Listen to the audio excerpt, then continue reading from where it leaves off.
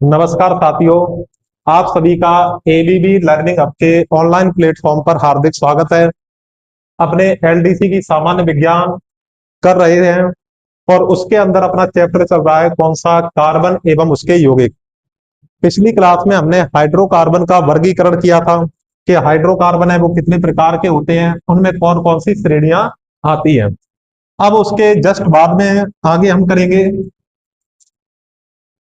आपको ये पता होना चाहिए कि श्रेणियां कितने प्रकार की हैं। ये मुख्यतः तीन प्रकार की होती है। कौन कौन सी होगी? एक नंबर को अपने नाम देते हैं एल्केन, दूसरी होती है एल्कीन, और तीसरी बेटा होगी एल्काइन। एल्केन, एल्कीन और एल्काइन। इसमें भी अपने एक नंबर पे देखेंगे कि अनुलग्न कौन सा लगेगा। अनुलग्न। अनुलग्न का मतलब होता है, अनु का मतलब पीछे, कि इसमें पीछे कौन कौन से तत्व लगते हैं। जैसे एल्केन में पीछे क्या लगा हुआ है? एन। एल्कीन में क्या लगा हुआ है? इन। और एल्काइन में क्या लगा हुआ है? आइन। क्या लगा हुआ है? आइन। दो नंबर पे बात करें, बंद। एल्केन में जो बंद होगा वो होगा एकल बंद। इसमें होगा द्वि बंद, दो लाइन होगी। इसमें होगा त्रि बंद होगा, इसमें अपने तीन लाइन होगी। इसके बाद अपने बात करें तीन नंबर पे कि इनके जो सामान्य नाम होते हैं वो कौन कौन से होते हैं। एल्केन का जो सामान्य नाम होता है उसको बोलते हैं अपने पैराफीन।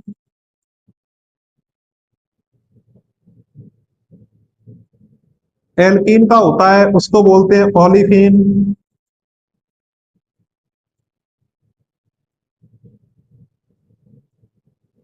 और जो एल्काइन का नाम होता है सामान्य नाम, उसको बोलते हैं एसिटिलीन। क्या नाम होता है? एसिटिलीन नाम होता है। कई बार इसके सामान्य नाम पे भी आपसे पूछ लिया जाता है कि पैराफिन किसका नाम होता है, ओलिफिन किसका होगा। कि ये ओलिफिन का मतलब होता है कि ये तेलीय यौगिक बनाते हैं। तेलीय यौगिक। इसके बाद में चार नंबर पे देखें कि इनका सामान्य सूत्र क्या होता है।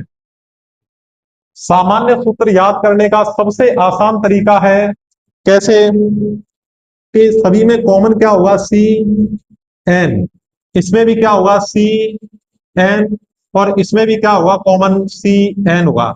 एन कहां पे लगेगा? इसके जस्ट पैर में लगेगा एन। एच की बात करें तो एच टू एन, इधर भी एच टू एन होगा, एच टू एन होगा। जस्ट इसके नीचे अपने लगाते हैं। तो इतनी चीजें तीनों के अंदर कॉमन है। C N H two N, C N H two N, C N H two N. जो फर्स्ट वाला होगा जिसको अपने एल्केन बोलते हैं, उसके अंदर आएगा प्लस दो। लास्ट वाला होगा जिसको अपने एल्काइन बोलते हैं, उसके अंदर क्या आएगा? माइनस दो आएगा। तो ये इसके क्या हो गए? सामान्य सूत्र हो गए। तो सामान्य सूत्र है वो कौन कौन से होते हैं? कई बार हमें सामान्यतः पूछ लिया जाता है कि एल्कीन का सूत्र क्या होगा, एल्काइन का सूत्र क्या होगा, और एल्केन का कई बार पूछ लेते हैं। तो आप एक बार इतना लिख सकते हो। तो इतना आपने लिख लिया होगा। इसके बाद में कार्बन परमाणु के नाम कौन कौन से होते हैं वो हमें मुख्य रूप से देखने आने चाहिए। तो अब आप लिखोगे क्या? कार्बन परमाणु की नाम या संख्या। तो नेक्स्ट हेडिंग है कार्बन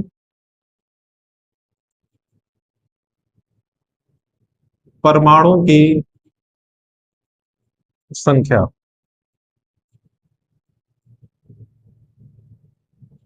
जितने भी कार्बन परमाणु की संख्या होती है उन सभी के पूर्व लग्न लगते हैं।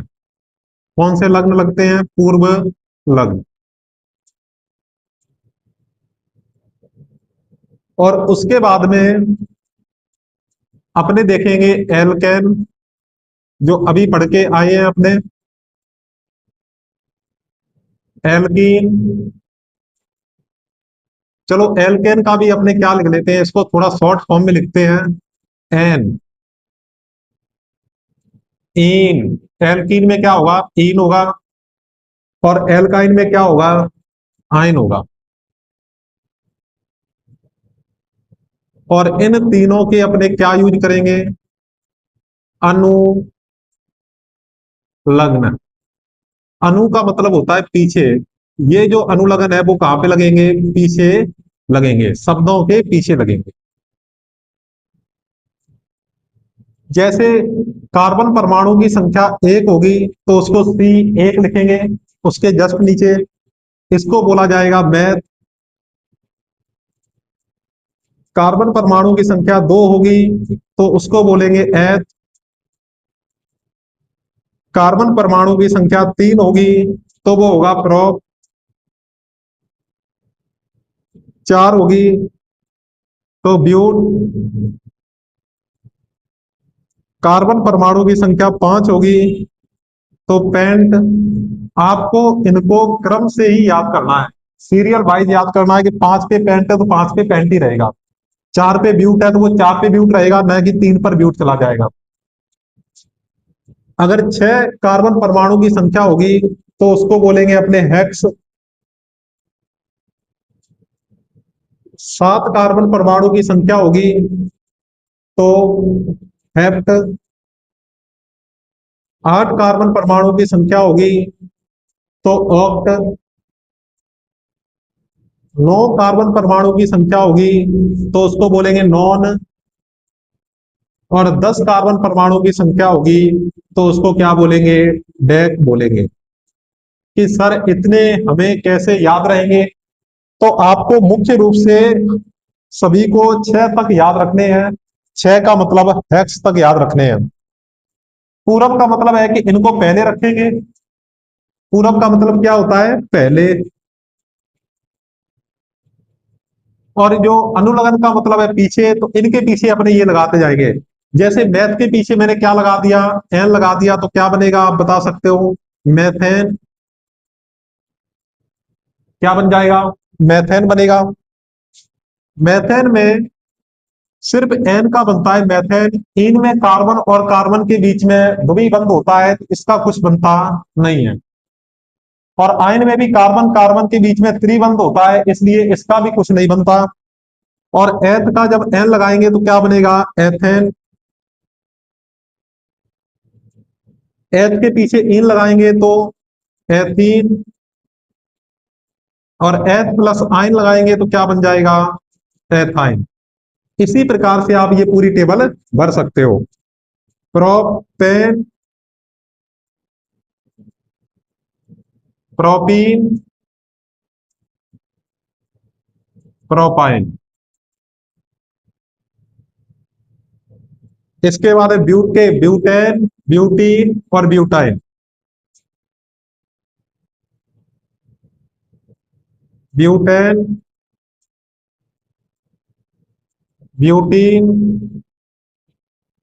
ब्यूटाइन। पेंट का बनाएंगे तो पेंटेन, पेंटीन। जो पहले अपने पेंटीन नाम से शैम्पू भी आते थे तो उसमें जो कार्बन के परमाणु की संख्या है वो कितनी है? पांच है। तो इसको पेंटीन, और ये हो जाएगा पेंटाइन। हेक्स से बनाएंगे तो हेक्सेन, हेक्सीन और हेक्साइन।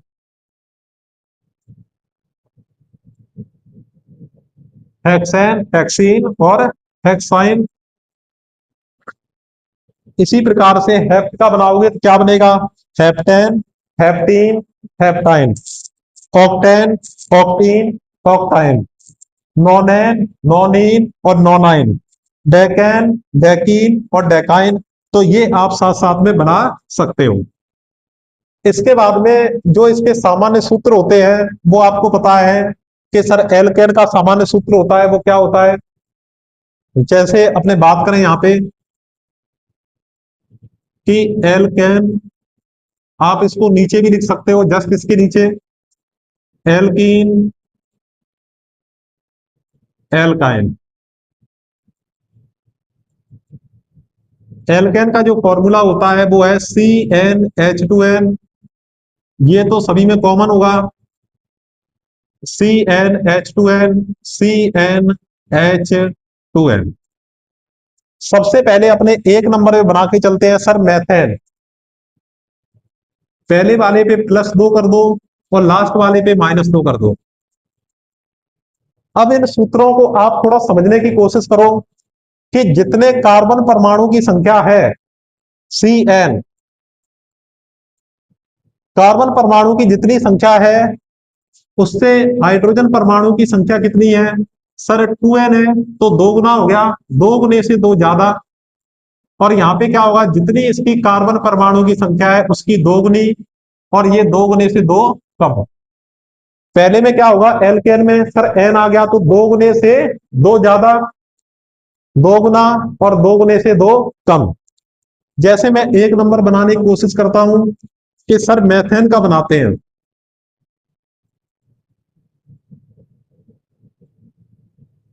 मेथेन का सूत्र बनाओ कि इसमें कार्बन परमाणु की संख्या Cn, n की संख्या कितनी है? एक। तो अपने क्या लिखेंगे? सी, एक को अपने सी का सी लिख सकते हैं। अब हाइड्रोजन परमाणु की संख्या कितनी होगी? सर दो गुने से दो ज्यादा, तो एक का दो गुना दो होगा, और दो में दो जोड़ देंगे तो कितना हो जाएगा? चार। तो ये बन जाएगा CH4। क्या बन जाएगा? CH4। सर एल्कीन में मैथ का यूज नहीं करते और एल्काइन में भी मैथ का यूज नहीं करते। इसके बाद अपने बात करें एथेन की। एथेन में कि सर एथ है तो इसमें कार्बन परमाणु की संख्या कितनी होगी? दो होगी। अगर दो होगी तो उसको क्या लिख देंगे? C2। एच की संख्या सर दो गुने से दो ज्यादा, दो का दो गुना, दो दूनी चार, और चार में दो ज्यादा कर देंगे तो कितना हो जाएगा? 8। तो ये 8 हो गया। इसमें कार्बन तो दो होगा, इसमें दो गुना करना है, दो का दो गुना करेंगे तो 4 हो जाएगा। इसमें कार्बन तो दो होगा, हाइड्रोजन को दो गुने से दो कम करना है, दो का दो गुना 4, चार में दो कम करोगे तो दो बचेगा। तो इसका सूत्र क्या हो जाएगा? C2H2 हो जाएगा। एथेन C2H8, एथीन C के पैर में दो और H के पैर में चार, और एथाइन C के पैर में दो और H के पैर में भी दो होगा। तो देखो इसमें क्या किया? दुगने से दो ज्यादा, दो का दुगना चार, चार का दो ज्यादा हमने किया तो कितना हो जाएगा? 6 हो जाएगा। इसमें सीधा हमने दो गुना कर दिया और इसमें दो गुने से दो कम कर दिया। प्रोपेन का बनाओ, कार्बन कितने हैं? 3, तो C3 हो जाएगा। तो हाइड्रोजन अब आप कैलकुलेशन करके बता सकते हो हाइड्रोजन कितने होंगे? सर दो गुने से दो ज्यादा, तीन का दो गुना 6, 6 में दो ज्यादा कर देंगे तो 8। तो C3H8, इसमें C3H6, और इसमें C3H, दो गुने से दो कम, दो का दो गुना 4, चार, तीन का दो गुना 6, और 6 में से दो कम करेंगे तो 4 आएगा, 4। सर 8, 6, 4। तो ये अपने किसका सूत्र आ गया? प्रोपेन, प्रोपीन और प्रोपाइन। इसी तरीके से ब्यूटेन, ब्यूटीन, ब्यूटाइन का निकालो कि ब्यूटेन का बनाएंगे तो C4, सर 4 का दो गुना, 4 पूजा 8, तो 8 होगा, और 8 में अपने दो ज्यादा कर देंगे तो 10 आ जाएगा, तो CH10 हो जाएगा कि C4H10। इस पे C4, 4 का अपने दो गुना कर दो, H8, तो H8 हो जाएगा। C4, 4 का 2 गुना करेंगे तो 8, 8 में से 2 कम कर देंगे तो 6 हो जाएगा। तो इस तरीके से आप सभी के क्या निकाल सकते हो, सूत्र निकाल सकते हो। जैसे पेंटेन का निकालना हो तो कार्बन होते हैं सर पेंट 5, हाइड्रोजन कितने होंगे, 5 का 2 गुना 10 होगा, और 10 में 2 ज्यादा कर देंगे तो 12 हो जाएगा।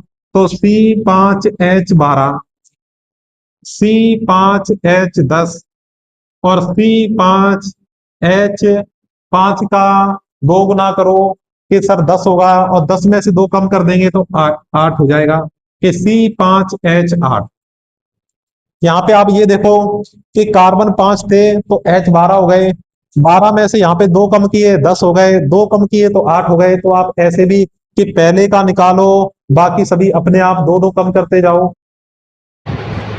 C6H हेक्सेन का बना रहे हैं अपने C6H कि सर 6 का या 6 का 2 गुना कितना होगा, 12 होगा, और 12 में अपने 2 जोड़ देंगे तो कितना आ जाएगा, 14 आ जाएगा। तो ये 14 होगा। इसके बाद में C6 और H, इसमें 2 कम कर देंगे, 14 में से 2 कम करेंगे तो कितना आ जाएगा, 12, और C6H 12 में से 2 कम करेंगे 10 आ जाएगा। तो ये हेक्सीन और ये हेक्साइन। इसी प्रकार से हम सभी तत्वों के क्या निकाल सकते हैं, इनके सूत्र निकाल सकते हैं कि हेप्टेन, हेप्टीन, हेप्टाइन। और हेप्ट कितने पे आता है, 7 नंबर पे आता है। 7 का 2 गुना करेंगे 14, 14 में 2 जोड़ेंगे तो 16। तो C7H16, C7H14, C7H12। तो ऐसे क्या हो जाएगा आपने, हेप्टेन, हेप्टीन, हेप्टाइन। तो बाकी जो मैंने कॉलम छोड़े हैं वो आप अपने आप बनाओगे, तो इतने का आप स्क्रीनशॉट ले सकते हो। इसके बाद में अपने करेंगे कि कार्बन यौगिक की नाम पद्धति, कि कार्बन यौगिक के अपने नाम वगैरह कैसे लिखते हैं। देखो मैंने आपको सारे सूत्र कैसे बनते हैं वो बता दिया। अपने कार्बन परमाणु की संख्या आपको याद होनी चाहिए कि सर 10 याद ना हो तो कम से कम आपको 6 तक तो याद होनी चाहिए। तब आपको पता चलेगा कि ये ब्यूटेन, ब्यूटीन, ब्यूटाइन ये कहां से आए।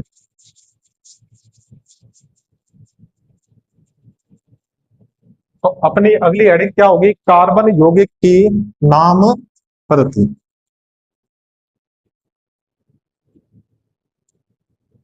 कार्बन यौगिक की नाम पद्धति। तो इसमें हमने 3 प्रकार की पद्धतियां पढ़ते हैं, और उसमें हमारे लिए इंपॉर्टेंट सिर्फ 2 प्रकार की रहेंगी। सबसे पहले अपने पढ़ेंगे किसके बारे में, रूढ़ पद्धति। 2 नंबर पे कौन सी होती है, व्युत्पन्न पद्धति। और 3 नंबर पे अपने बात करेंगे कौन सी होगी, IUPAC पद्धति। IUPAC पद्धति। तो सबसे पहले 1 नंबर पे अपने लिखेंगे ऋण पद्धति। इसकी एक सारणी है वो अपने साथ साथ में बनाते चलेंगे, क्योंकि इसकी जो इंपोर्टेंट है वो सारणी है। सबसे पहले क्या आएगा, सूत्र, उसके बाद अपने नाम लिखेंगे, ऋण नाम। इसके बाद में जो तीसरा कॉलम होगा वो है इनके स्रोत कौन कौन से होंगे, प्राकृतिक स्रोत।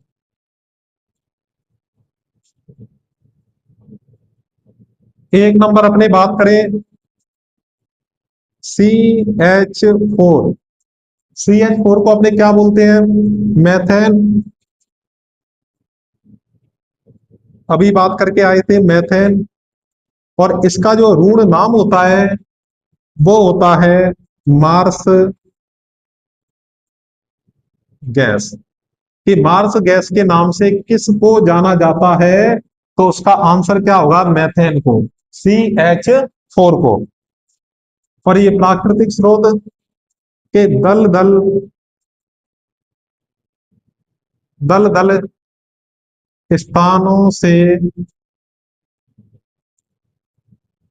प्राप्त, जो दलदल स्थान होते हैं वहां से ये प्राप्त होती है। कौन? मार्स गैस होती है। तो उसको अपने कह सकते हैं कि दल दल स्थानों से प्राप्त या मार्सी स्थानों से प्राप्त। तो इस दल दल को ही अपने क्या बोलते हैं? मार्सी बोलते हैं। 2 नंबर पे CH3OH। अब देखो मैं इसका एक नाम लिखना बता रहा हूं कि सर इसमें एक सी है, एक सी को अपने क्या बोलते हैं? मैथ बोलते हैं। तो इसको सीधा करो, एन लगा दो, मैथ है। अगर ओ एच है तो क्या हो जाएगा? ऑल लग जाएगा। तो इसका नाम तो वैसे क्या है? मैथेनॉल। कि मैथेन प्लस में ऑल, मैथेनॉल।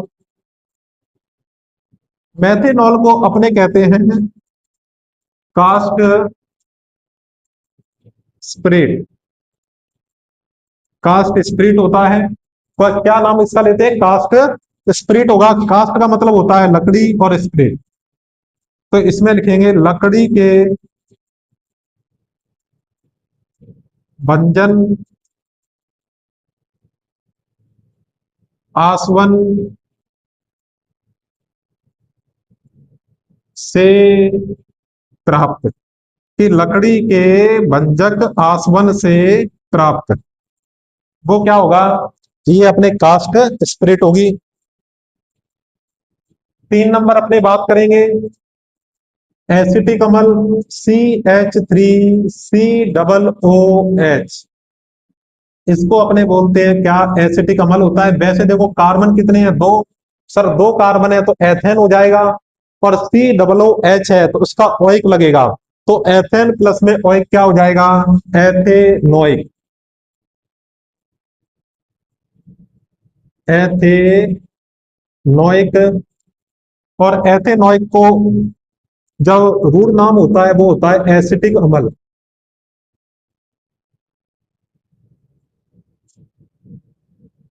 कि सिरके का लेटिन नाम एसिटम से प्राप्त, कि सिरके का,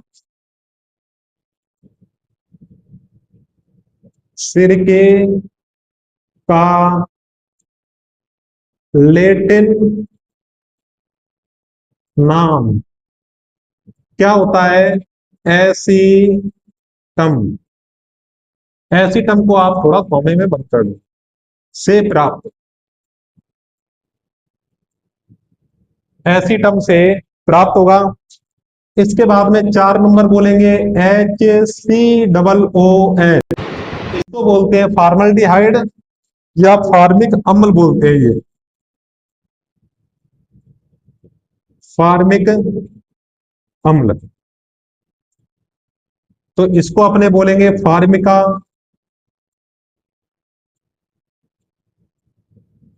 यानी फार्मिका को अपने बोलते हैं चींटी से प्राप्त। फार्मिका यानी चींटी से प्राप्त होगा। एक और अपने जो लास्ट है वो बचता है, वो मैं इस साइड में आपको लिखा देता हूं कि COOH, CHOH। और यहां पे होगा CH3। इसको बोला जाता है लैक्टिक अम्ल।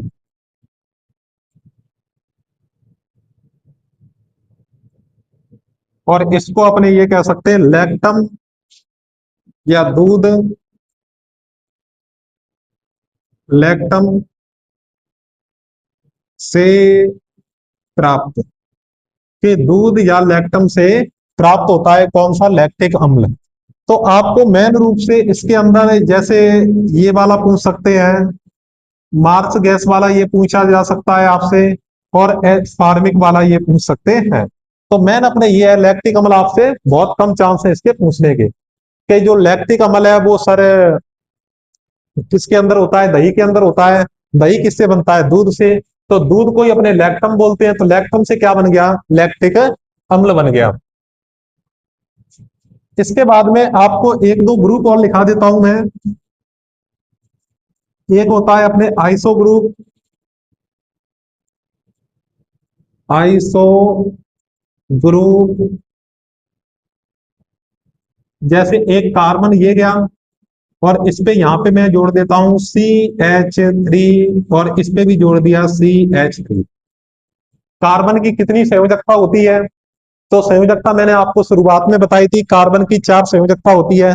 एक तो ये हो गई, एक, दो, और बची कितनी, दो और बची इसमें, तो CH, और ये हो जाएगा इस तरीके से कि 1 2 3, और ये एक हाइड्रोजन जुड़ा है 4। तो इस प्रकार का अगर कोई ग्रुप दिखाई दे जाए तो उसको अपने क्या बोलेंगे, कि इस प्रकार का अगर कोई ग्रुप दिखाई दे जाए तो उसको अपने क्या बोलेंगे, आइसो ग्रुप बोलेंगे, आइसो ग्रुप या समूह। कई बुक में ऐसे भी लिखा हो सकता है, कैसे, कि सर ये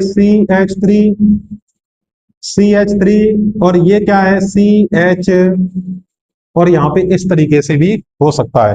इन दोनों का मतलब तो क्या है, एक ही है, कि CH3 कहां से आए, कि प्रत्येक कार्बन की जो संयोजकता होती है वो 4 होती है, कि ये भी कार्बन है वो 4 संयोजकता पूरी करेगा, 3 ये, एक ये, 4, ये भी कार्बन है वो 4 पूरी करेगा, 3 और एक 4, एक लाइन में जुड़ते हैं और आपस में कनेक्ट होते हैं।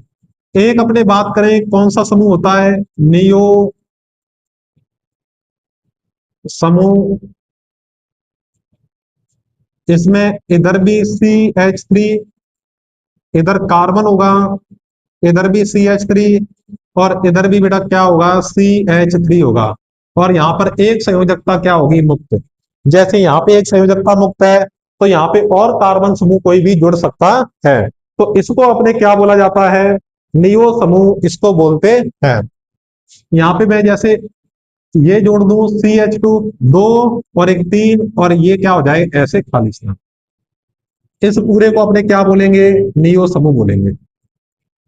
तो इतना एक बार लिख सकते हो, या आप इसका स्क्रीनशॉट ले सकते हो।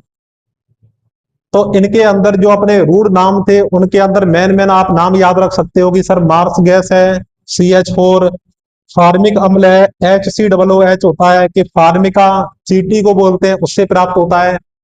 नियो समूह आपको सिर्फ समूह पहचानने के लिए दे सकता है, कि पूरे पे CH3 और यहाँ पे CH2, और एक बंद क्या होगा, खाली होगा। इसके आगे और भी कार्बन की श्रृंखलाएं जुड़ी हो सकती हैं। इसके बाद में अपने देखेंगे, आपको इन नामों के अंदर ज्यादा टेंशन नहीं लेनी, आपको केवल इनको सरफेसली लेवल पे पढ़ना है।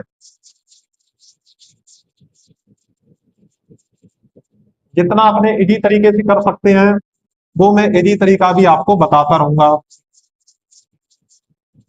किसी भी यौगिक का नाम लिखते समय सबसे पहले तो आप ये देख लो कार्बन कितने हैं, कि सर कार्बन अगर 4 होंगे तो एथेन हो जाएगा, कार्बन 4 होंगे तो सॉरी ब्यूट होगा, और ब्यूट को से क्या बन जाएगा, ब्यूटेन, ब्यूटीन, ब्यूटाइन, ऐसा होता है।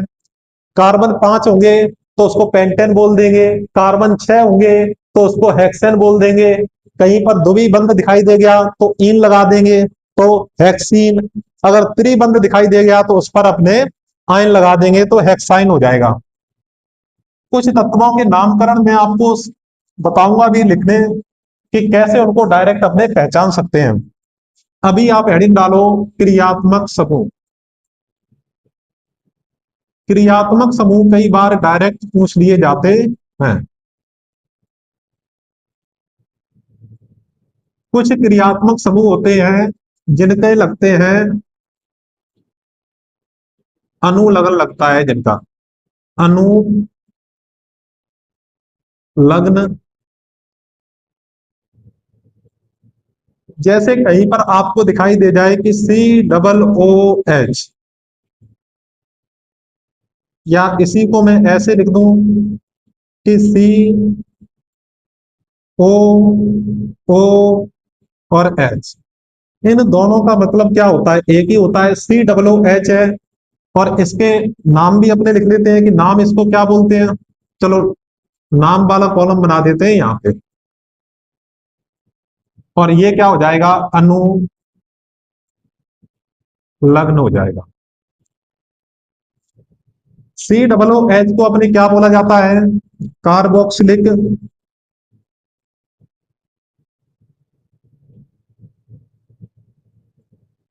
अम्ल। और इसका जो अनुलग्न है वो अपने लगाते हैं ओइक अम्ल। कि जैसे पेंटेन में COOH देख लिया आपने, तो आप क्या लगाओगे, ओइक, यानी पेंटेनोइक। ब्यूटेन में कहीं आपने COOH देख लिया तो ब्यूटेनोइक। इस तरीके से ओइक लगाते हैं।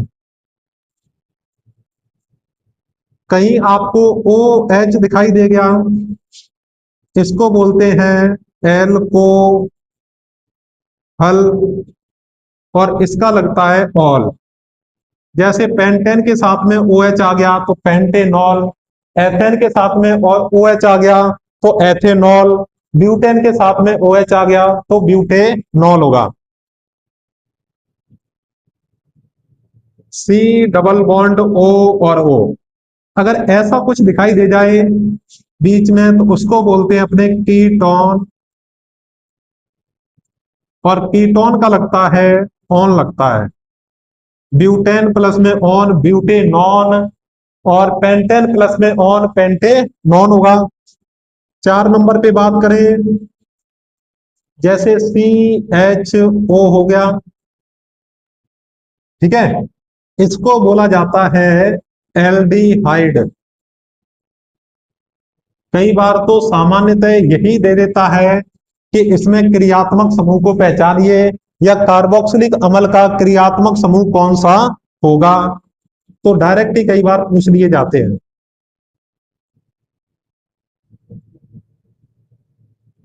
तो CHO उसको अपने एल्डिहाइड बोलते हैं, और इसका क्या होता है, एल होता है, एल। कि ब्यूटेन प्लस में एल ब्यूटेनैल, मैथेन प्लस में एल मैथेनैल होगा। अब कुछ पदार्थ ऐसे होते हैं जिनका क्या लगता है, नाम तो अपने लिखेंगे ही, और नाम के साथ में यहाँ पे क्या लिख देते हैं, पूर्व लगन लगते हैं। जैसे 1 नंबर बात करूं मैं कि Cl दिया हुआ है, F दिया हुआ है, या Br दिया हुआ है, ये किसी ना किसी से जुड़े हुए हैं। Br और या I दिया हुआ है, इनके नाम, सभी के नाम एक साथ में आप लिख लो। Cl को अपने क्या बोलेंगे, क्लोरो। F को जब IUPAC नाम करते हैं तो बोलते हैं फ्लोरो, और F को हो गया, Br को बोलेंगे ब्रोमो,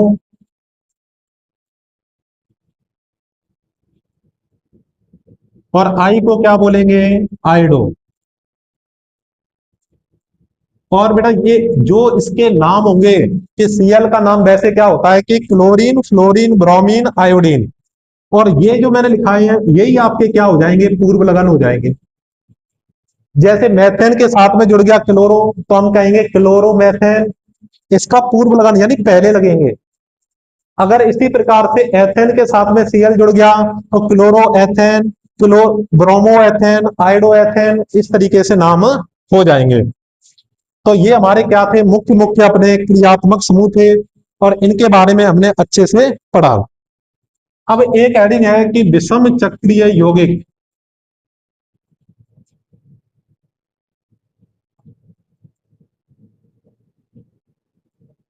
अपने जो मेन मेन सूत्रों वाला प्रोग्राम है वो लगभग क्या है कि खत्म होने को आया।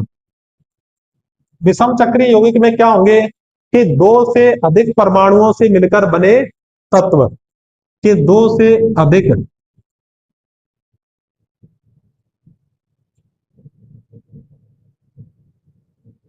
अलग अलग परमाणुओं से मिलकर बने यौगिक, अलग अलग परमाणु से मिलकर बने यौगिक क्या कहलाते हैं, विषम चक्रीय।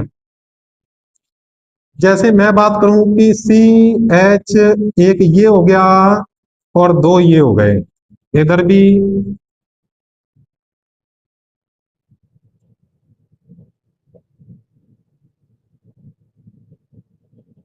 देखो, कार्बन की 4 संयोजकता होगी, 2 और एक 3 और एक 4, कि 2 और एक 3 और एक ये क्या हो जाएगा 4, और यहाँ पे एक पे तो हम लगा देते हैं एन।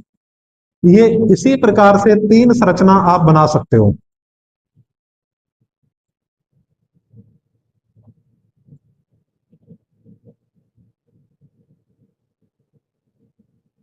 कुछ अपने धीरे धीरे लेंथी क्लासों की भी शुरुआत करते जाएंगे।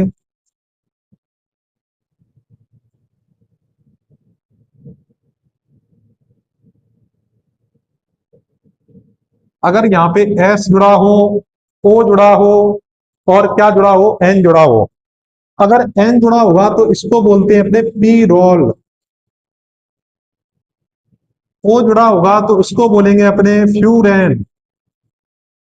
अगर एस जुड़ा होगा तो इसको बोलेंगे थायमीन बोलेंगे, या इसको थायोफीन बोलेंगे। क्या बोलेंगे? थायोफीन। एक अपने जो लास्ट टॉपिक है इसके अंदर, अपनी इस क्लास का लास्ट टॉपिक होगा वो है समा। एक अपने नाम देख लेता हूं मैं उसका।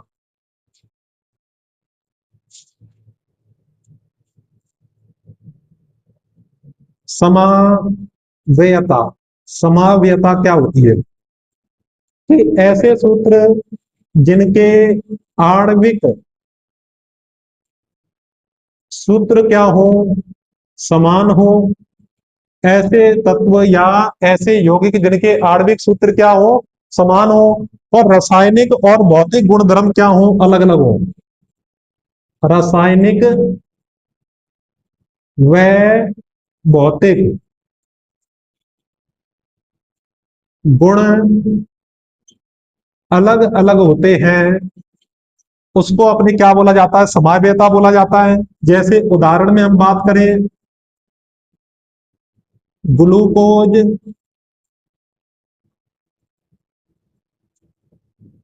व फ्रुक्टोज।